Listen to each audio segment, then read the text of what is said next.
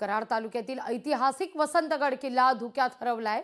स्वराज्याचे सरसेनापती हंबीरराव मोहिते यांच्या गावी असलेला वसंतगड किल्ल्यावरती अनेक पर्यटक या ठिकाणी हे दृश्य अनुभवण्याकरता येत असतात। धुक्यात हरवलेला वसंतगड किल्ला आपण या क्षणी पाहतोय।